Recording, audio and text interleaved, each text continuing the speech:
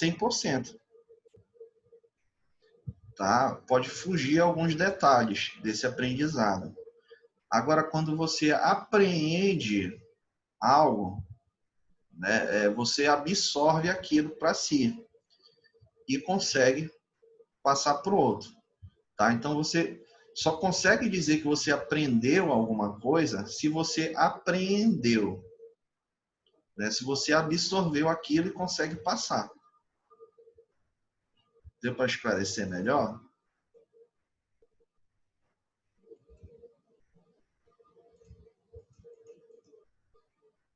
Tá, beleza, então. Tá, então, continuando aqui. Então, a psicologia cognitiva é um dos principais ramos da psicologia e lida prioritariamente com essa percepção dos indivíduos, né? Partindo de uma abordagem biológica. Para ela, o fenômeno da percepção se dá por meio de função cerebral, que atribui significado a estímulos sensoriais, a partir de um repertório de vivências do cotidiano do indivíduo, de acordo com a percepção de cada um acerca do mundo que o rodeia. Organizam-se e interpretam-se as impressões, tendo em vista atribuições de significado. Então, a percepção poderia, assim, ser dividida em etapas, né? Durante a percepção, nós temos o momento de aquisição, de interpretação e de seleção, né? Até chegar à organização das informações obtidas pelos sentidos.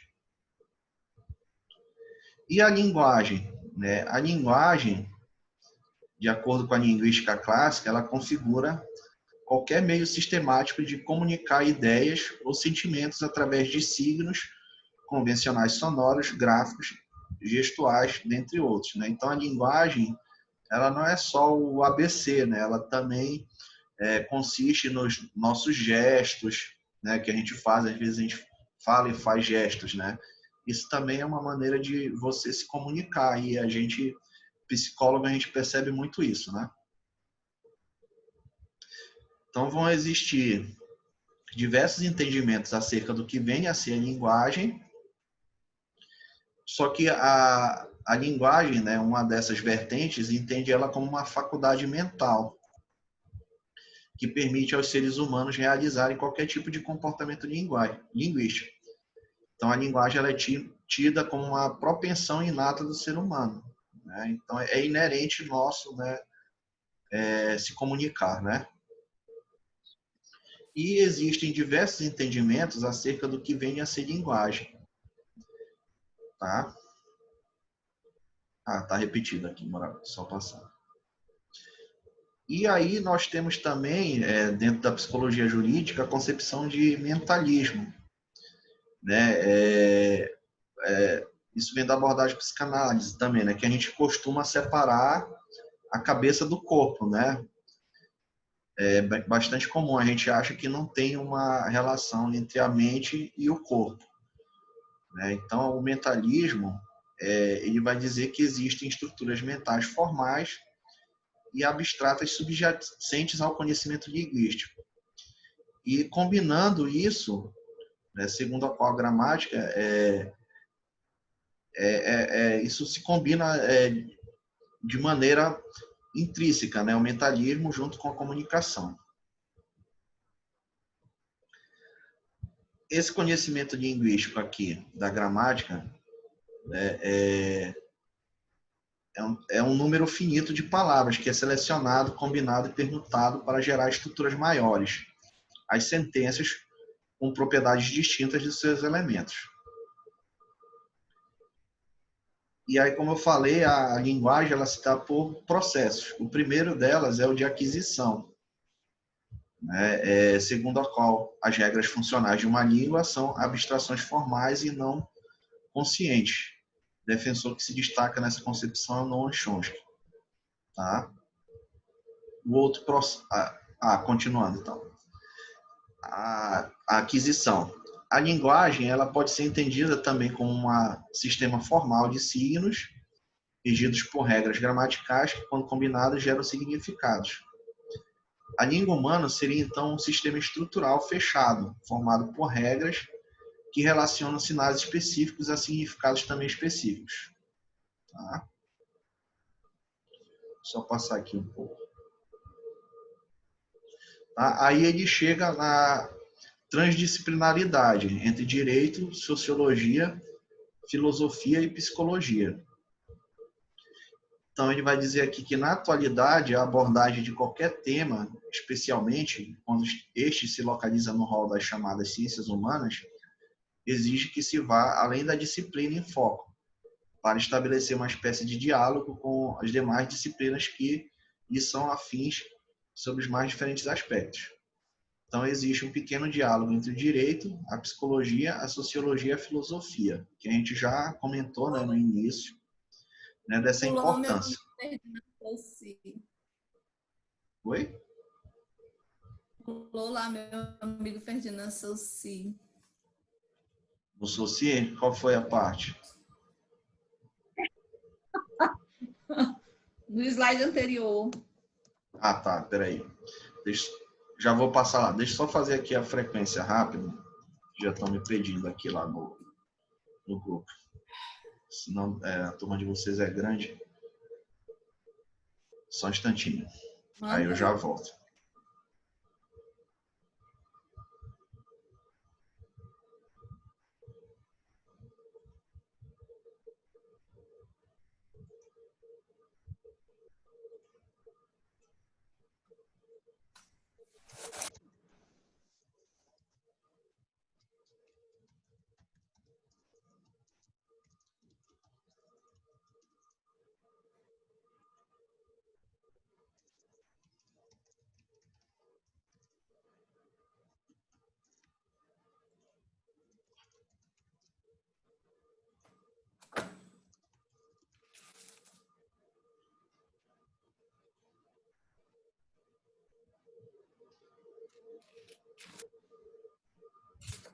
Estou enviando o link aqui da chamada lá no grupo de vocês.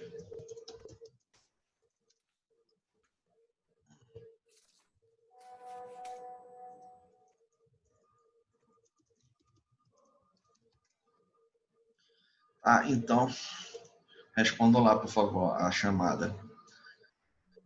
Então, por que, né, ele fala tanto dessa questão aqui da linguagem? Né? Porque tanto o lado da psicologia quanto o lado do direito, a gente vai ter que julgar o discurso das pessoas. Não é verdade? A gente vai ter que pegar os relatos, né, e avaliar, né? Poxa, será que ele está falando a verdade, né? O que diz essa pessoa, né? Aí a gente vai para outra pessoa, né, consulta e tem que coletar os relatos, né, e ver o que faz sentido.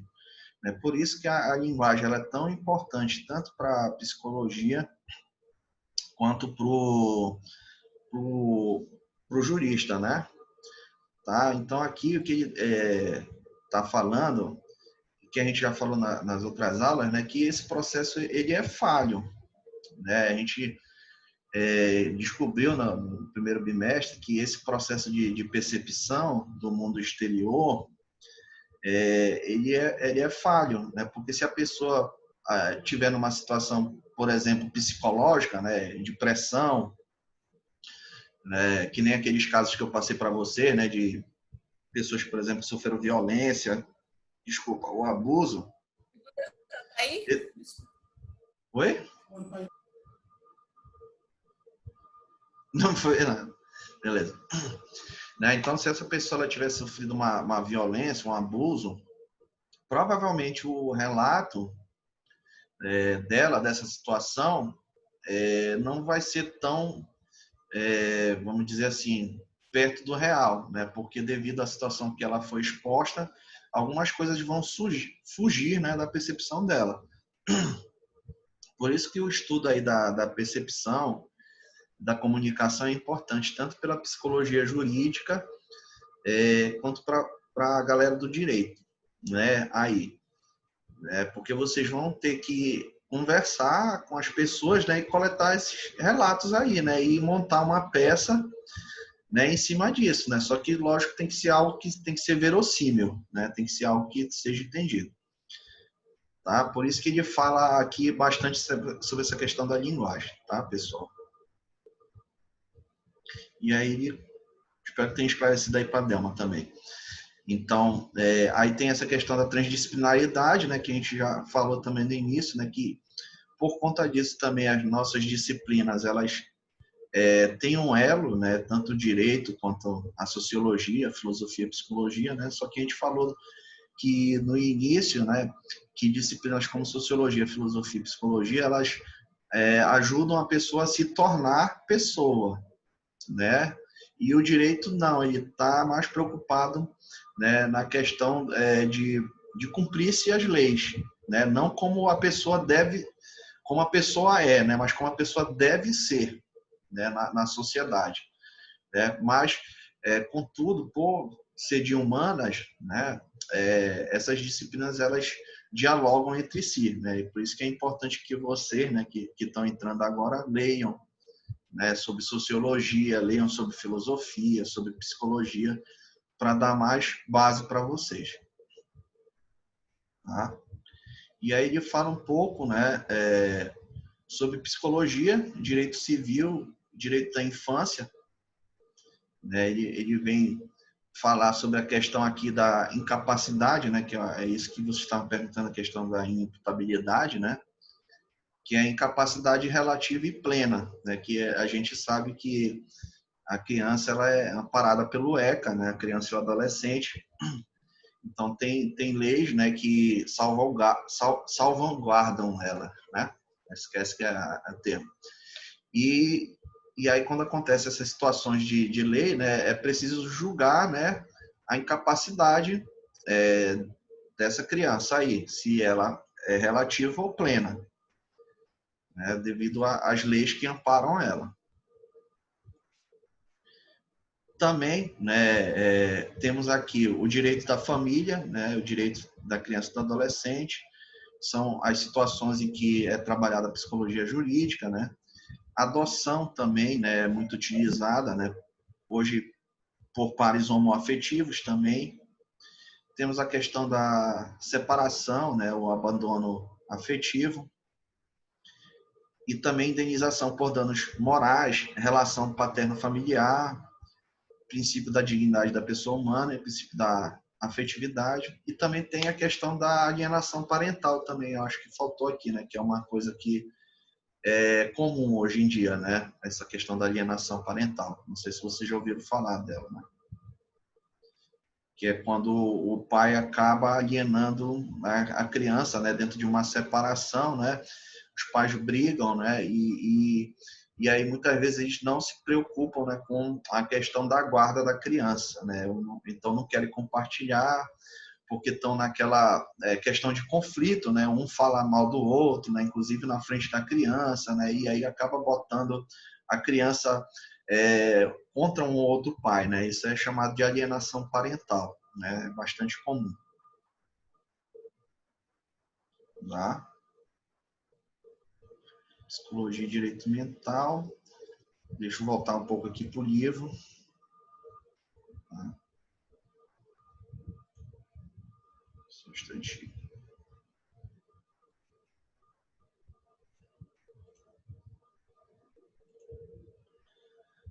Tá? Então, no livro de vocês, o que ele vai falar, né? Sobre essa questão da predisposição genética do crime, né? Que está ligada a essas abordagens históricas, né? Que a gente viu.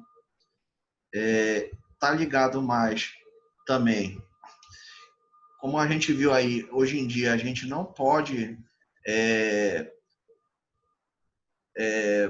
julgar uma pessoa apenas pela questão da predisposição genética, né? Porque a gente viu aí historicamente que já é uma abordagem ultrapassada, né? Mas contudo ela pode contribuir, tá? Para essa questão aí da psicologia do direito penal, né? Da avaliação. Aí o que mais se deve levar em consideração? Né? A própria geografia do crime, né? Que ele vai falar aqui que o local favorece a prática do crime, né? Ocorre aquela questão do local, né? Favorece. Ocorre mais crimes em locais como bailes, festas, raves, boates, bares, ou seja, em locais onde o sexo, a droga e a violência compõem um coquetel propício ao delito. a geografia do crime abrange todas as classes sociais, culturais e econômicas. Na Tá? Cracolândia também, lá em São Paulo. Também, né?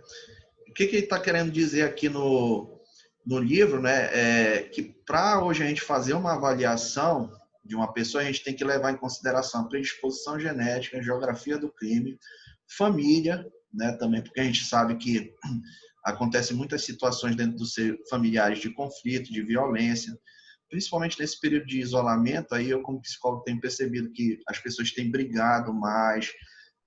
Próprios colegas meus da psicologia falaram que tem aumentado os casos de violência na família e de separação, né? Na escola também, né? A gente sabe que a escola, o ambiente da escola muitas vezes ele pode propiciar também esse surgimento de crimes. Professor, Né? Oi, pois as não. estatísticas, pelo menos eu vi um anúncio que a violência contra a mulher nesse período de quarentena, especialmente no Pará, aumentou 30%. 30%. É um número absurdo de crescimento nesse período de pandemia. A violência doméstica, especialmente a contra a mulher, né? Eu fui essa semana, inclusive, né, Juliana, no CRAS, né, porque estava conversando com uma psicóloga de lá para tentar fazer uma live, né, com ela, com meus alunos da psicologia. Ela falou justamente isso aí, que eles estão sendo chamados assim direto por conta disso, por causa de briga de casal, etc. Impressionante, né? Sim, sim.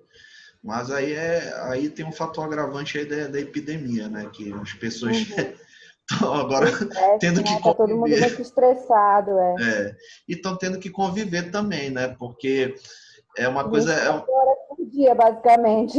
É um fenômeno que foi único aí da epidemia, né?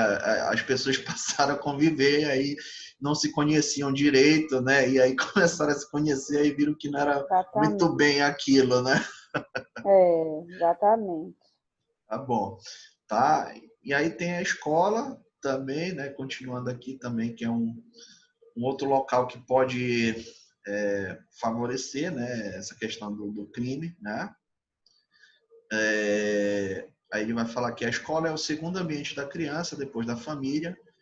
Assim sendo, se as relações familiares apontam para o modelo com o qual a criança não se identifica, a escola, com seus novos modelos, convive com as pessoas da mesma faixa etária e dinâmica diferenciada daquela vivida pela criança em casa, pode levar à adoção de novos modelos de conduta, assim como a adoção de condutas antissociais ali presentes. Então, pode acontecer duas coisas, né?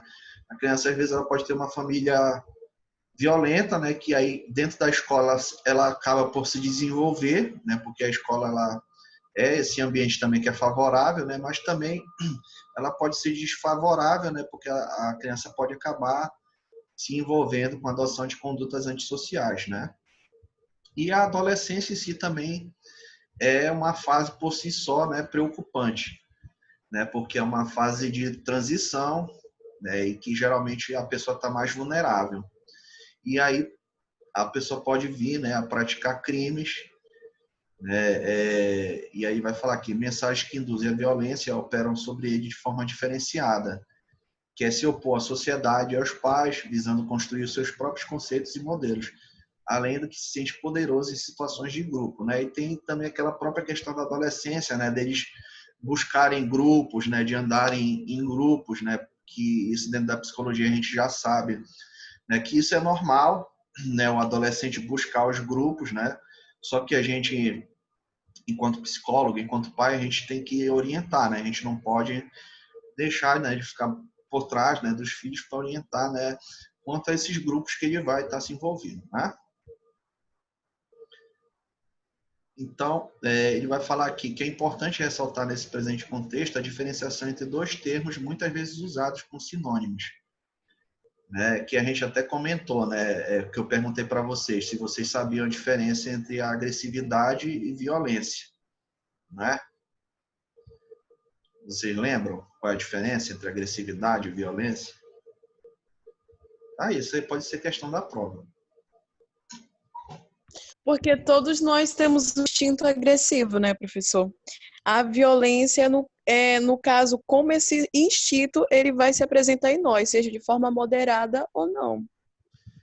Isso, Podemos muito. dizer também, professor, que a agressividade é também uma autodefesa, né? Então, você às vezes demonstra essa força e tal para se defender. Já a agressividade, não, já é essa autodefesa, digamos assim, levada ao extremo, né?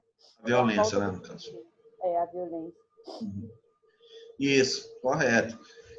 Então, como a Mariana e a Juliana falaram, né, a agressividade ela é algo natural, assim, no sentido de que você sempre vai se defender, no sentido que você vai defender a sua opinião, vai defender sua crença, né? Todos nós temos nossos credos, temos o que a gente acredita, né? Então, essa questão da agressividade, ela é geralmente uma autodefesa nossa, que é comum, né?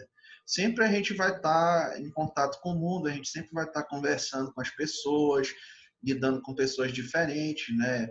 E tendo que nos posicionar, tá? Então, até certo ponto, a agressividade ela é normal. Só que a gente está vivendo uma época, né, gente, que as pessoas elas estão muito agressivas.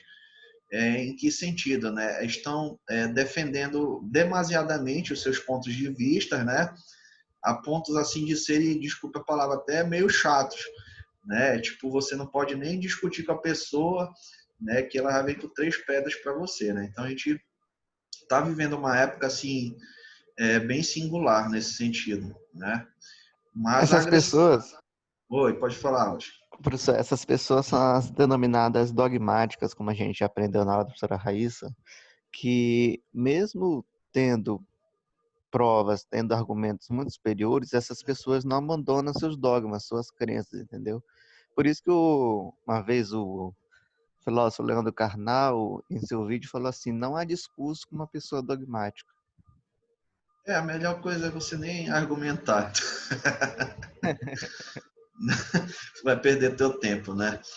Mas enfim, mas isso assim é uma pena porque está ficando cada vez mais comum, né? Principalmente nas redes sociais, né? As pessoas elas meio que são donas, né, da verdade, assim, né? Então isso é uma agressividade, tá? Então isso aí até certo ponto é aceito moralmente, né, socialmente, né? Apesar de que está ficando demais. E a violência, né, é justamente quando a pessoa ela extrapola isso, né? Porque a agressividade e a violência elas estão interligadas, né? Então, às vezes a pessoa ela não sabe lidar muito bem com críticas, com certos argumentos, né? Então ela sai dessa agressividade e vai para a violência, tá? E aí que reside o perigo, né? Então, o certo seria trabalhar nessa agressividade, né? Para que a pessoa não se torne violenta. Então, continuando aqui o livro, ele vai falar aqui que a agressividade ela é inerente do ser humano, né? É natural. E garante a possibilidade de sobrevivência, né? Porque ela estava ligada a comportamento de sobrevivência no passado. Já a violência, por outro lado, ela é considerada pela nossa sociedade como um desvio da agressividade. Ou seja, quando a pessoa não conseguiu direcionar sua agressividade para atividades produtivas. E aí o que acontece com ela? Ela se desestabilizou, né? Os mecanismos de contenção dela e de impulsividade exagerada e também tem baixa tolerância às frustrações, né? Então, geralmente, quando eu atendo adolescente, né, eu costumo dizer assim, né, que adolescente tem bastante energia, né? E se ele não souber canalizar essa energia dele, né, aí ele pode começar a ter comportamentos agressivos e violentos. É por isso que eu sempre digo que a gente tem que aprender a canalizar isso aí, tá? Porque senão, né, você vai ficar uma pessoa desestabilizada e não vai ter controle, né? Que é isso que a gente vai avaliar na psicologia, né? Tem testes que mostram para a gente, né, que uma pessoa ela tem pavio curto, que ela é impulsiva. A gente consegue identificar isso em testes psicológicos, tá? Deixa eu ver aqui a pergunta. Isso, ela está gravando. Responde a chamada lá, por favor, tá? Tá certo? E aí a gente vai ter as modalidades de delito, né, gente? Aqui que ele vai falar. Que vai ser culposo, né, que é a prática do ato involuntário, né, sendo resultado involuntário, né, e o doloso, né, quando é intencional, tá? Isso aí eu acho que não é difícil de vocês entenderem, tá? Então, mas para diferenciar, no delito doloso tem uma vontade consciente, né? Só que, no entanto, as motivações que levaram a pessoa da prática desse delito são relevantes no sentido de agregar elementos para ilustrar de forma precisa a expressão da vontade do sujeito. E o culposo, ele pode se apresentar de três formas. Por meio de imprudência, quando o agente se excede na prática de determinado ato, que foi o que aconteceu, o que eu acredito, né, que aconteceu lá com aquele policial lá, com aquele negro, né? Ele excedeu, né, ali na prática dele, né, porque ele passou 20 minutos com o joelho no pescoço do sujeito lá, né, e não tinha necessidade, né. Também quando dirige em velocidade acima da permitida em determinada rua, né, ou por negligência, quando o agente faz menos do que devia, né. Então é aquele velho negócio, a gente não pode pecar nem pelo excesso, nem pela omissão, né. Tá? Ou então no caso de uma mãe que deixa o bebê sozinho por um longo período de tempo, né? E da imperícia que consiste na ação ou omissão do sujeito no exercício de sua profissão, que levam à conduta delituosa, tá? E aí ele vai classificar aqui os tipos de delinquência, né? Que são o ocasional, a psicótica, né? Que é quando a pessoa ela, foge da realidade, né? A gente já falou isso em sala de aula. Qual é o macete para vocês entenderem o que é o psicótico? O psicótico é aquele que foge da realidade, né? Que faz coisas assim que não tem nada a ver com a realidade. Tá? Então ele pode, essa pessoa ela tem um transtorno, pode ser a esquizofrenia, a psicose, a depressão, né? Uma pessoa deprimida ela pode fazer uma delinquência psicótica, né? De repente, eu não gosto mais da vida, né? Então vou me matar e vou matar outra pessoa junto comigo. Pode acontecer, tá? Então uma delinquência psicótica, tá? E isso hoje em dia, né? As pessoas elas estão mais à flor da pele, né? Ontem eu estava lendo uma notícia no diário que ontem prenderam um sujeito, acho que estava ali em Marabá, que estava tentando se suicidar, né? E aí eu acho que prenderam ele, né? Tiraram ele queria se jogar de um prédio, alguma coisa. Aí liberaram ele. Aí diz que parece que ele já estava. Botaram uma outra notícia, né? Parece que ele já estava em outra cidade aqui do Pará. Aí diz que ele já estava subindo numa torre de eletricidade, né? Então acho que tinham que ter mantido ele mais, né? Contido, ou então ter levado ele para um serviço psicológico que ainda não tinha saído do surto dele, né? Pode ter acontecido isso, tá? E aí a gente vai ter a delinquência neurótica, né? Que o exemplo claro aí é o adolescente, né? A delinquência neurótica, né? Tá ligado mais à personalidade, né? É aquele conflito interno, né? Que o delinquente passa, né? Eu acho que eu já falei até em sala de aula, né? Aquele adolescente que para, né? E pensa assim, né? Tipo, o mundo é uma droga, né? Todo mundo tá errado, né? Meu pai tá errado, né? Ele tá passando por conflito, né? Aí ele pega e começa a pensar, eu vou roubar aqui, né? Já que ninguém gosta de mim, né? Ninguém presta atenção em mim, ninguém dá o que eu quero, né? Então eu vou roubar, tá? É a delinquência neurótica, que é ocasionada por conflitos de personalidade, né? Que geralmente alguns adolescentes passam, né? Aí vai ter a delinquência profilática, né, que é quando o sujeito acredita que está realizando um ato justo e que ele não vai sentir remorsos, que é quando ocorre, por exemplo, na prática da eutanásia, e questões envolvendo a delinquência profilática, elas são mais complexas. e deve ser analisada em consonância com valores compartilhados em determinada sociedade, em espaço temporal específico. Tá? Acredito que essa aqui é mais difícil de se ver.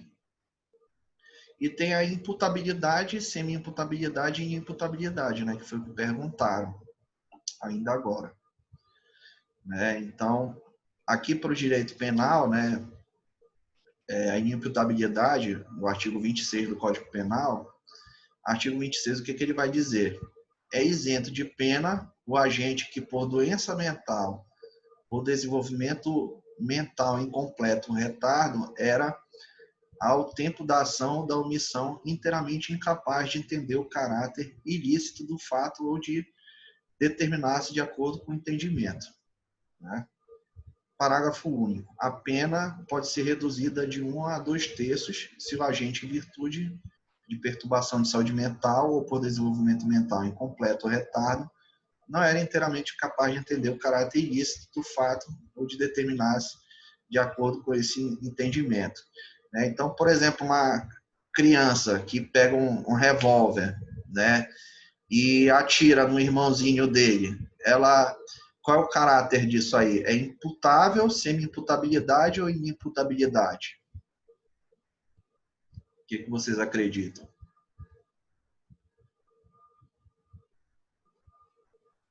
Penalmente, acho que ele é imputável, né? Porque os menores de 18 anos não são atribuídos penas, crimes assim, né? Menores de 14, alguma coisa nesse sentido. Isso aí vira pelo ECA, né? A questão do ECA lá, né? Mas também teria aqui o artigo 26 do Código Penal, né? Porque ele não tinha o desenvolvimento, ele tem, né, o desenvolvimento mental incompleto, né? Seria isso, nesse sentido. Ele não tem fase de desenvolvimento, né? Então está incompleto. No caso nosso, o adolescente, ele comete um ato infracional, né? Na verdade, ele não comete um crime, né? Isso. É um ato infracional que é considerado pelo Código, pelo Estatuto do ECA, né? Correto, obrigado aí pela contribuição. Logicamente, ele não está com o desenvolvimento completo, segundo as nossas, né, legislações, nossos estudos e tudo mais. Em outros países, como os Estados Unidos, por exemplo, não, né? Eles vão presos desde... Tem alguns porque aí já... vão presos em fase de criança. São outras leis lá, né? Pois é, são bem diferentes. Mas para nós, não, né? Professor, mas esses pequenos infratores, digamos assim, eles, quando cometem esses atos infracionais, eles são dirigidos por uma cadeia, assim, para adultos ou é uma específica para eles? Não, como eu já trabalhei, Roger, nessa parte aí de medida socioeducativa, né? Para os centros de recuperação, né? Tem as casas... Específico para adolescentes, né, professor? Ou é casa de passagem, dependendo do município, né? Porque tem município que não tem. Depende também do ato, né? Depende da gravidade do ato, né? Isso. Ou eles podem ir para casa de passagem, entendeu? Ou então eles vão para esses centros de recuperação, né? Só que pela gente, assim, psicólogo e assistente social, geralmente a gente não recomenda ir muito para esses centros de recuperação, né? O recomendado é que não afaste, né, essa criança ou adolescente da família, porque a gente sabe como são esses centros de recuperação, né, gente? Então, vai depender do caso. Das fases, dos mais recomendados são as medidas socioeducativas, né? As medidas socioeducativas. Ficar em liberdade, cumprindo algumas, digamos assim, penas, que não são bem penas, mas cumprir algumas determinações do juiz, acompanhado pelo psicólogo e assistente social. Então, existem bastante, porque tem que se manter, né, o sigilo, não pode, né, expor o adolescente e tudo, mas nós temos muitos adolescentes. Na escola que eu trabalhava, a gente tinha uns 5 adolescentes estudando, todos cumprindo medidas socioeducativas. São impostas, são penalidades de alguma forma, algumas imposta pelo juiz. E você não pode saber o que ele fez, né? Tem esse lado também, né? Que ele tem um tempo para cumprir tudo aquilo e uma das condições que eu acho muito bacana nas medidas socioeducativas é que eles precisam obrigatoriamente estar na escola. É Porque a verdade. educação é um dos caminhos que libertam, né? Um dos caminhos que libertam, é um dos caminhos que liberta a pessoa, né? É verdade. Só que aí, quando vai para ti, né, geralmente você não sabe, né, o que ele fez nem nada, né, mantido sob segredo. Não. A escola não sabe, não, porque não pode.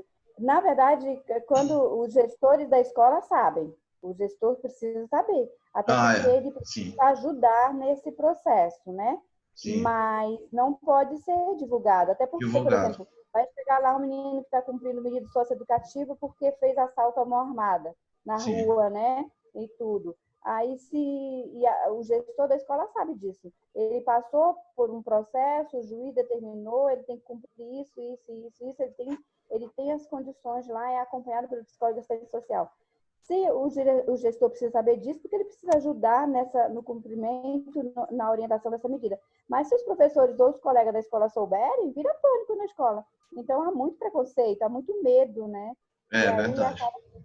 Sigilo, por isso que as pessoas não conhecem muito sobre as medidas socioeducativas. Eu já atendi, eu sei como é. Hoje, o centro de recuperação, professor, o centro de recuperação hoje não recupera ninguém. Na minha opinião, o centro de recuperação para adolescentes, para os menores que cometem um ato infracional, eles são muito mais uma escola de aprender piores práticas de marginalidade do que de recuperação. Então, o que eu acho que bem aplicado realmente educa são as medidas socioeducativas. É complicado. Eu já atendi um caso de medida socioeducativa que o conselheiro tutelar queria encaminhar Era um caso de agressividade do adolescente. Aí eles não sabiam onde dar, né? Aí queria encaminhar para esse centro. Aí eu briguei, não leva e tal. São ruins. Estrutura física ruim, acompanhamento ruim, é aglomerado, né? Fica todo mundo juntos lá. É uma espécie de prisão mesmo. É complicado. Espera não. Beleza, então. Tá, gente, mais alguma dúvida? Tá, da imputabilidade? Oi. Isso aí é realmente, né, uma situação crítica mesmo, porque hoje a segurança pública ela trabalha diuturnamente, né, combatendo a criminalidade. E esses menores infratores aí, a sociedade ela não entende que eles não cometem crime. Por isso, além deles praticarem os furtos, né, ainda tem mais as pessoas, né, que são os adultos que usam eles, né, para praticarem os furtos, né? Sim. E isso aí, quando é preso, que leva lá para a delegacia, né, logo o delegado vai liberar. Por quê? Porque a precariedade do sistema, desses centros de recuperação, né, quando é acionado o conselho tutelar e tudo, eles mesmos já falam que o adolescente tem que ficar com a família, entendeu? E aí os adultos continuam usando esses menores infratores aí para praticarem mais furtos e a sociedade não entende isso, que está sempre solto, entendeu? É por isso aí mesmo que o senhor falou, só corroborando, né? A precariedade do sistema aí, né? Realmente. Beleza, é isso aí mesmo. Obrigado aí, Emerson, pela contribuição. Por nada. Tá, então isso aqui seria a imputabilidade, tá, gente? Professor.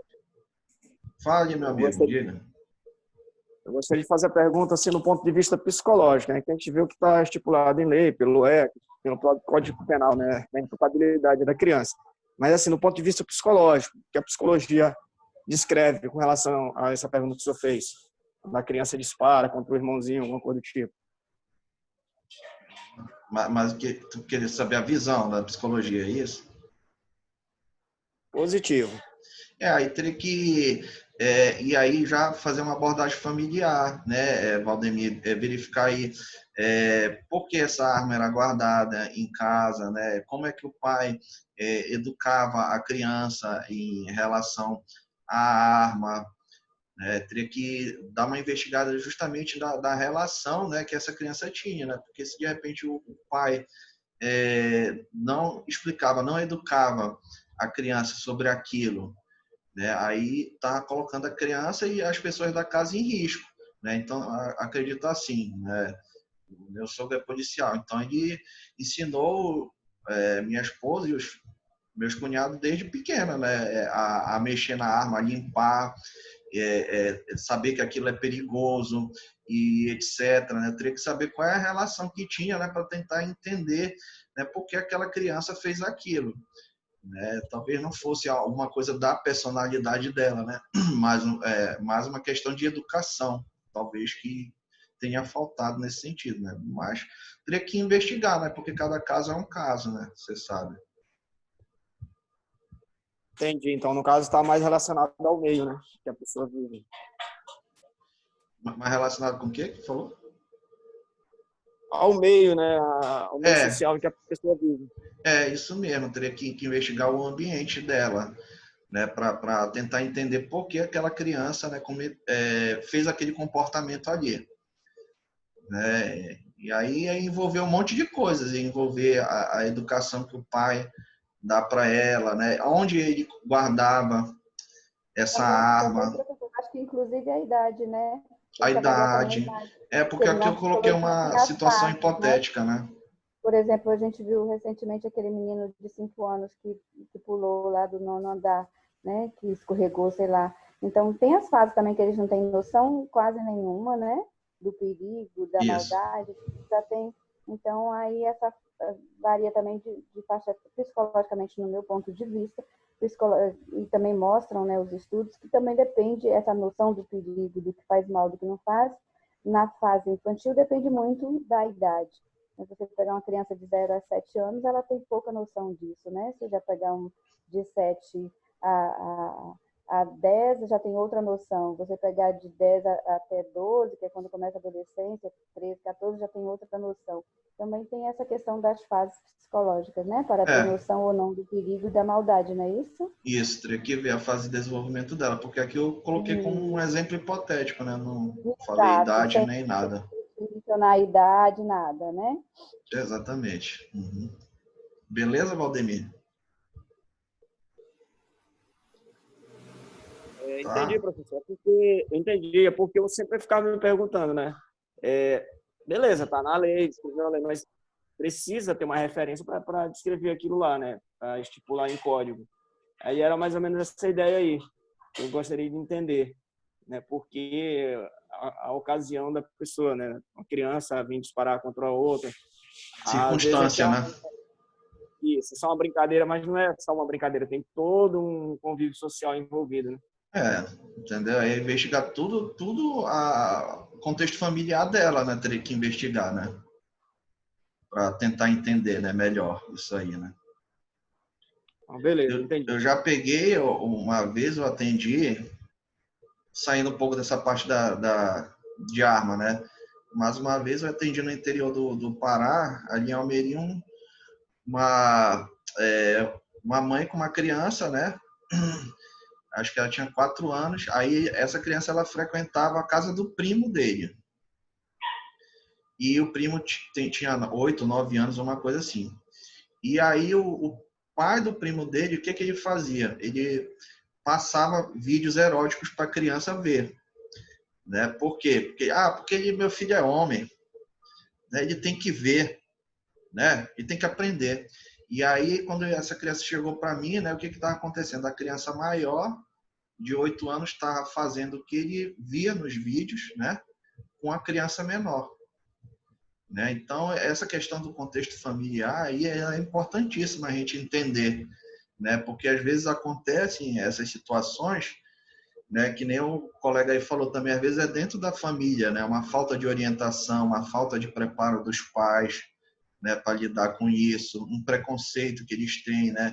Porque eu sou homem, meu filho tem que ser homem, né? Então ele tem que ver vídeo desde pequeno, né?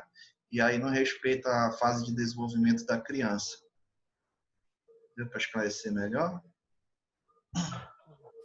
Positivo, compreendido. Beleza, então.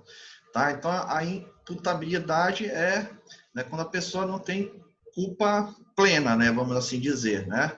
Ela está livre da culpa, né?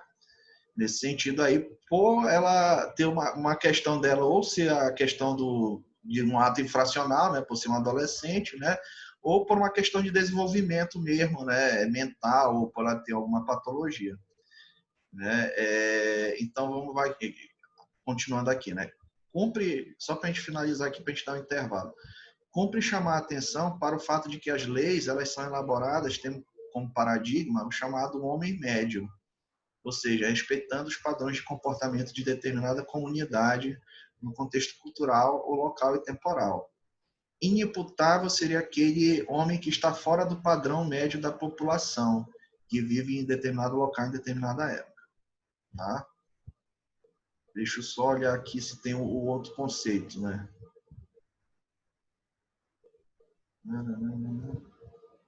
A gente só vai falar mesmo disso. Então, o inimputável é aquele que vai fugir completamente. O semi-imputável. A dica aqui é o termo, né? Se é semi, quer dizer o quê? É meio, né? Então, ele vai ter meia, né? Seria, vamos dizer assim, meia culpa sobre a situação, né? Esse que é o macete que pediram aí para entender, né? Os termos, né? E INI, né? Quando a gente fala INI, essa inicial aí, a Juliana, que é professora, pode estar dizendo, né? É negativa a palavra, né? Então, quando a gente fala em imputável, é que a pessoa não pode ser culpada, né? Pelo crime, pela situação lá, né? Então, o macete é aqui, é o INI. O IN é sempre, né, um prefixo de negação, né? Exatamente, prefixo de negação, né? Então, o macete para vocês diferenciar é esse aqui, tá? E o imputabilidade é aquela pessoa que pode, né, ser julgada, né? Pode ser culpada ali pela situação, tá? Deu para diferenciar os três, né? Que foi isso que perguntaram aí. O pessoal da mais novo também, né? E aí, aqui no livro, ele vai falar um pouco mais sobre a psicologia do testemunho, tá? Que eu peço aí que vocês deem uma lida, né? Por causa do tempo, que a gente ainda tem que ver uns outros capítulos aí, tá? E aí ele vai falar também sobre a questão do abuso sexual, pedofilia, tá? Deixa eu ver mais o que ele vai dizer. E só, tá? Basicamente é isso aqui, esse capítulo, tá? E aí fecha, no caso, os 2 capítulos aqui desse livro aqui, né? Manual de Psicologia Jurídica. Tá bom, então? Alguma dúvida mais sobre esses 2 aqui? E, professor, uma pergunta aí, assim, relacionada a essa avaliação, porque eu fiquei afastado aí esse período aí, desse coronavírus aí, perdi todo o conteúdo aí. O senhor vai dar uma referência para a base da avaliação ou não? São esses textos aqui, Valdemir. Tu pegou essa lista de leituras que eu estou mostrando aqui no Zoom? Eu cheguei a te passar, eu acho, né? Ainda não, é porque daquela vez lá ainda não tinha voltado, né? Tava da medicação, mas a questão do horário de dormir não estava batendo. Tava dormindo de dia em vez de dormir à noite, estava atrapalhando tudo. Tá, eu vou te mandar de novo o link. Aí vão ser vai ser 2 capítulos aqui desse livro, né, que a gente viu agora, né, que é o 6, a psicologia e o método de solução de conflitos, e a psicologia e direito penal. E mais 2 desse capítulo aqui, ó, psicologia jurídica, que é saúde mental e transtorno mental, e um estudo da violência. Tá bom? Aí tu estuda esses aí para tu poder fazer a prova. Beleza, obrigado. Show, eu vou passar já aí no privado para ti, tá? Tá, gente, aí eu vou dar uma pausazinha aqui, um intervalo, tá? Aí a gente volta para falar dos últimos 2, tá bom? Eu só queria levantar uma dúvida que quando eu entrei, Oi, Nilton. você estava acabando de falar em relação a... Quando eu consegui entrar, você estava acabando de dar explicação sobre a prova e o trabalho. Aí eu não peguei. Aí, como tu entraste essa semana, né, Nilton? Aí como você entrou essa semana, né, aí você vai fazer só a prova, tá legal? Porque agora, uma semana de prova, praticamente, né, não teria condição de te passar trabalho, né, e mais a avaliação. Então, a tua prova, no caso, ela vai valer 10, tá bom? E aí você, o que você vai pegar? Você vai fazer a mesma coisa que eu disse aqui para o Valdemir. Tu vai ler esses capítulos aqui, né, que a gente fez revisão hoje, né, e estudar para a prova, tá? E aí a prova, ela vai ser de consulta, né, que não pegou início, né? A prova vai ser de consulta, né? Eu vou colocar as provas de vocês no portal esse sábado agora já, disponibilizar, né? E aí vai ter acesso a ela, procurar responder as questões se baseando nesse referencial aqui, né, que eu estou passando. E aí você vai colocar suas respostas lá no Google Forms, tá? Que eu deixei um link lá na prova. Colocar suas respostas no Google Forms e enviar para mim, tá? Aí tu vai ter uma semana para fazer isso, que vai ser do sábado, no caso, né, que eu vou colocar no dia 20, né, até o dia 26, na próxima sexta-feira. Tá bom?